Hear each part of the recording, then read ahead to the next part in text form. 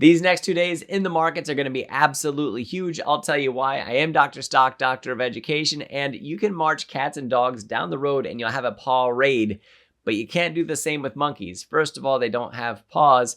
They will throw things though. However, it's not candy.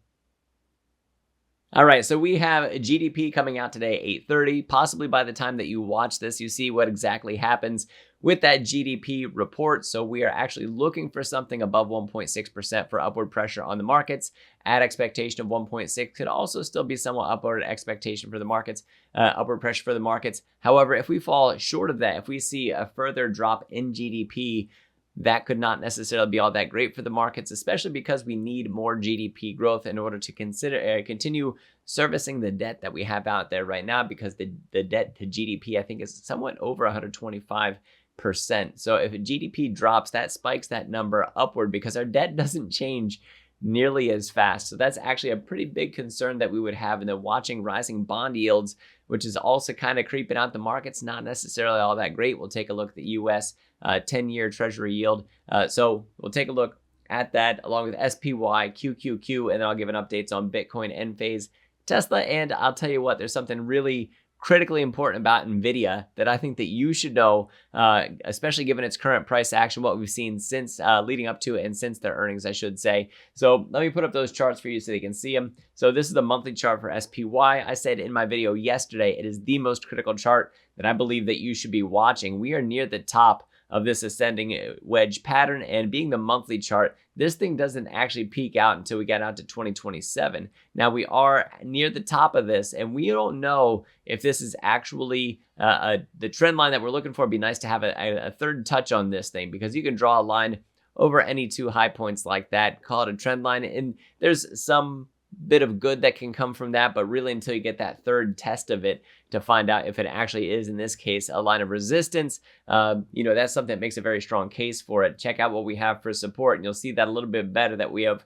down here. It might be hard to see with the volume, but if I move it up there you go. You can see we came down all the way down to this point down here. If we follow those bottoms, we have two more touches on that, validating that as support. And then also this other trend line going up through the middle here. 1, 2, 3, 4 different times we've tested that out. And each time we either found support or resistance, and I guess in all these cases it would have been resistance, and sometimes we did break through it, but this is about a good middle between the ups and the downs that we're watching. So should we sell off from this, maybe from weak GDP, or maybe even tomorrow, because I said these next 2 days are huge, seeing what we get from personal income and outlays for personal spending, also what we get from the inflation report. Those are things that can also be catalysts for the market depending on what they come in at. We want favorable numbers below expectation and consensus for PCE numbers. It would also be sort of nice in some way to work it out that we would have personal spending that would still show that the consumer's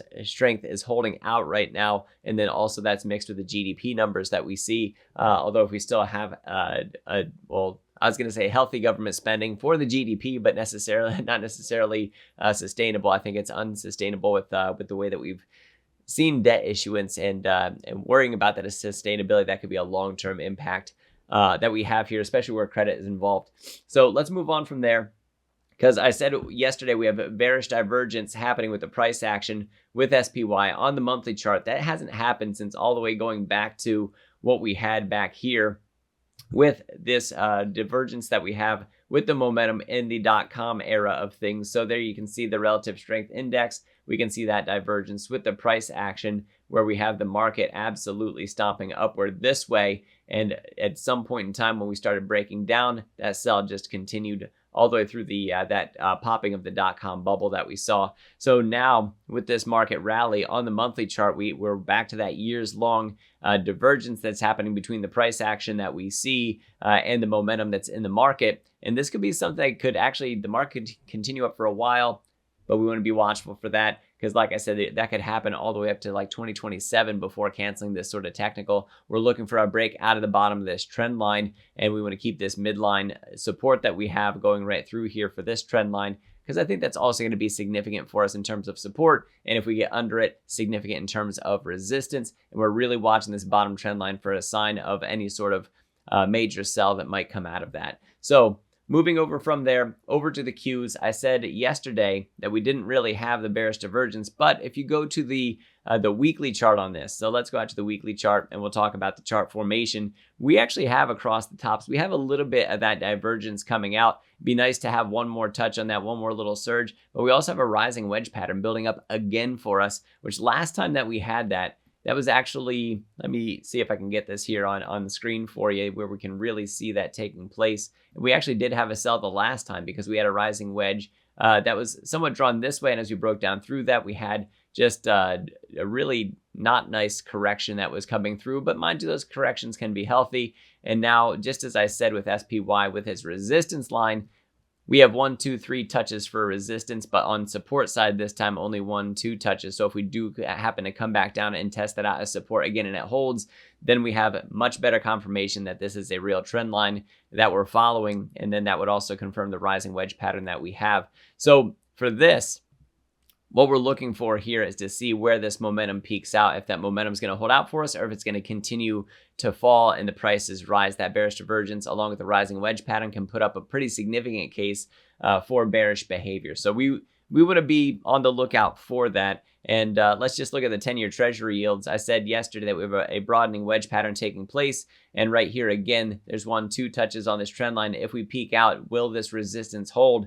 We're going to get caught up around 4.6 to 4.7. So right now we're just shy of 4.6. As we sold off of that, we did have a high in there above 4.6% for the 10-year bond yield. So for this one, if we come up and touch that and then get rejected off of that, we'd have that resistance. And we'd also have a bit of a consolidation pattern within this broadening wedge pattern that we have right here, which after this sell-off that we have, if we should happen to be able to come back up or whatever, what we're looking for this bottom trend line to break out of that. And really, that would be a good thing for the short term for the markets, because what we could have with that drop in that bond yield for the US 10-year, this is one that if that does weaken a little bit, that's something that can be very bullish for the markets. If it starts to weaken enough that we start to see demand coming out for those bonds, that it really starts to push those yields down, that can be a sign of a flight to safety. And that would be something that would actually cause inverse movement to the market. So we want to be watchful for that as well. Over to Bitcoin, the weekly chart, check out these high wicks that we keep on getting. 1, 2, 3, 4 high wicks every time we come up to this trend line. It is possible that we sell down from here for Bitcoin, and then we're looking for where the bottom is. And we also have a trend line here forming across the bottom that's currently showing somewhere from 62 to 66,000 if it happens anywhere in here. And we're looking for where that buying pressure happens to come in on a weekly basis, like we had these long tails here before, signaling that whenever we found bottom, that we'd have that buying pressure coming in. And it worked for a while, didn't send us up to new all-time highs. We also have still bullish territory for the weekly RSI. Daily, I think, is just right around 50, may have bounced a little bit off of that. That's where we are right now for the relative strength index. That is bullish on a weekly and daily basis, but right now we're looking to see, because we are currently declining with that momentum, should we cross 50 for the daily, that could be a near-term signal of a further sell. And then what we're looking at after that is the weekly trend to see that we remain bullish there as well, staying up above 50, because that could tell us that we could be seeing just some near-term weakness and get more of a bounce off of that. So moving over to end phase, this one, finally seeing some movement in the pre-market. We actually have 2 high wicks coming off of this, and we actually had some other high wicks. There are sellers still battling with solar right now. GDP is going to have a huge impact on this, especially if we come in above consensus. I think that we're going to see some good strength coming off of end phase. If we see weakness with the GDP, I don't think that this is going to go necessarily all that well. And this is definitely being impacted by that 10-year Treasury yield. That as that continues to rise, that puts further pressure on solar for outperformance of the markets. Now, mind you, if we do travel back up, if we stay above this 125, we have a significant ability to return back above this trend line here and retest out 138 all the way up to 150. So from where it's at, 10 to 20% upside. If we can keep that strength going for solar, First Solar might put some pressure on that, by the way. We're going to have to watch and see what happens. We have some high wicks starting up here on First Solar, which has been leading this solar rally. So we actually want to keep our eyeballs there to see if we start to retrace on this a little bit. And if we actually put up a retracement tool to see where that would land us from this most recent bottom to this most recent top that we had. This thing could pull back actually pretty hard, 262, 247, 235. We're really looking for where that support would come in, maybe cooling down off of this overbought territory on First Solar, and then moving out to the weekly basis as we're looking at it. Still overbought there. Nice high wick, narrow body on this thing. The bulls and the bears are most definitely going to battle that out for a little while. We want to see what shapes up over that week and certainly over the next day or two, as we see for inflation reports, as we see with the Treasury yields, and then also what we see from the GDP report coming out for us. So big, huge 2 days in the markets. I can't stress it enough. Moving over to Tesla, similar sentiment here, pre-market hours. Selling down a little bit. We actually had a little bit of a pop in the pre-markets for this one, for China FSD rollout. And that's going to be tested, I think, sometime in the near future here. So for that, we had to see what sort of demand we get. Also, China Tesla deliveries that we get. We should hear news on that coming up next week. And then remember, July 2nd, I'm going to keep on saying it in my videos, July 2nd is the Tesla quarterly delivery date. We could actually have some worry and some downward pressure on the stock leading up to that. And so that's something that if we see a peak between now and then, that it could be a time where we would actually use it as a selling opportunity as we would get closer to that beginning of July date. So there's always a lot of moving pieces. There's always a lot of nuance. But if I do happen to see us really rally in our prices over the next several weeks, I think that depending on what news caused that to rally or what sort of movement was underlying that, whatever was underlying that movement, I should say, that could be something that would cause me to either stick with what I'm saying right now, or it could possibly change it depending on how bullish that information would be, or if we just have some excitement and some appreciation. Maybe it's a broader market move that we're actually seeing. So really, we have to find out what's explaining it. And then, like I said, I think that there's going to be a lot of worry over the quarterly deliveries for Q2 when we find out July 2nd. So have that marked on your calendars. And I can keep on reporting on Tesla because I think there's significant opportunity to be found. We are looking at the weekly chart, by the way, and we have a bit of a bull pennant happening right now. So if that's something that over the next several weeks, maybe this is that thing that would cause that catalyst. Let me actually grab a line segment here. That's going to be a bit better for us. So we have this week, I guess we would have not really the greatest of a pull right there, but between this week and that last week. But then you can see the consolidation really coming in through this way, that across the tops, we have a little bit of a bearish bias as the bears seem to be dominating right now. Just keep on gaining a little bit of ground over the past several weeks over what the bulls are doing. And you can see that reflected in the RSI as well, that we're down below 50. So not only do we want to see the price pop coming up here, we want to see the green crossing the yellow as well. Let me actually shrink that so we can see more of the stock chart. I'll stretch that out. There we go. Now it should be nice and big on your screen. We want to see green crossing over yellow. You can see for this week, bulls and bears just smacking each other around, not really gaining a lot of ground against each other. We want to be able to pop this top trend line here. We want to cross green over yellow. And then on a daily basis, we want to stay above the blue 50-day that we see in here. Let me stretch this out some more. There's the blue 50 that we have right now. You can see the green, yellow, red, all compressing. And you can also see this high wick coming off this from yesterday. Pre-market hours still bouncing around. It was just at 174. Now it's about 178. So it could be a pretty crazy day for us for Tesla. So we want to be watching that and see what happens. If we break out of the bottom of this trend line, we could possibly see that further sell, possibly returning us back down to 160 or so. Just from a technical standpoint from where we're at right now, we could actually even move that up there a little bit, that we could actually get a false breakout according to what we have down here from the weekly chart, and something that would actually get turned around if we fail to break over these other peaks that we have up here. So be careful for this, be watchful for this, and really I think the play comes up in a couple weeks on Tesla, unless we see some significant price action more recently. And we have all sorts of resistance, especially around 185. We keep on seeing turnaround spots around there. 190, been very reluctant to get up above those values. We made it back here on Monday, the 29th. We peaked out at 198.87, got rejected, and then sold off significantly all the way back down below 170. So Tesla, highly contentious stock right now, and we're seeing that battle take place where we've had a lot of sideways movement with a little bit of volatility in between, but we've really stuck between 159 and 185.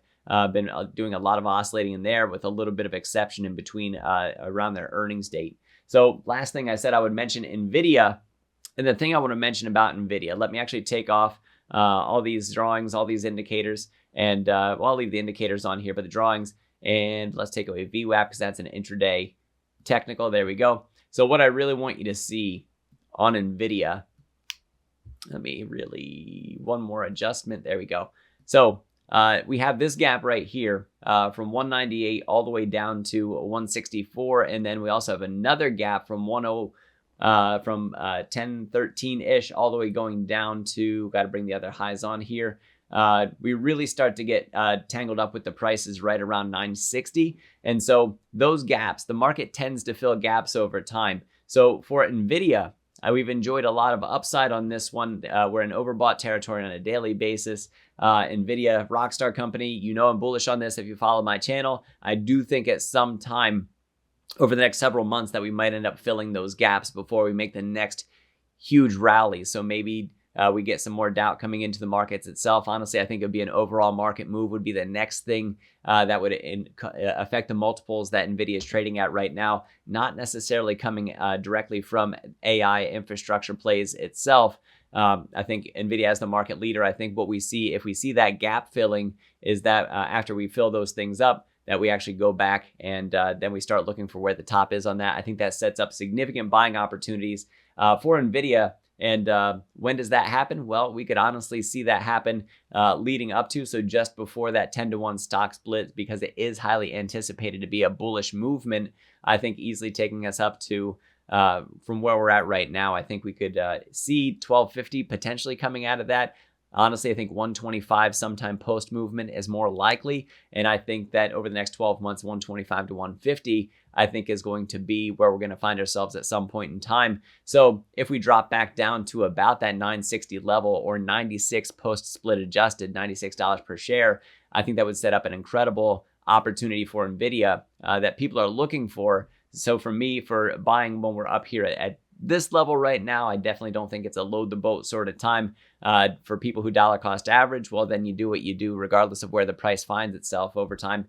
But as far as boat loading for me, I think I would rather do it while it's down below 1,000 or split adjusted down below $100 per share, because I think then we're going to see significant appreciation come out of that. So pulling back to about 1064, about 106, and then pulling it back down below that to seeing us down below $1,000 per share, down below $100 per share if it's post split. I think, like I said, I think that's going to be absolutely huge, and I think it's absolutely going to happen still within that 12-month period. I think we're going to have that volatility in between. The market's going to get rattled somewhere in between, and we have to see where that turnaround spot is. But when it does turn around, I think it's going to actually pull back considerably hard. So we're not seeing significant signs of that yet. In the pre-market hours right now, we are down off the peak, and so we'll see if we start to experience some of that price weakness come in, see some of that momentum take some of the edge off of it right now, especially as we get into the weekend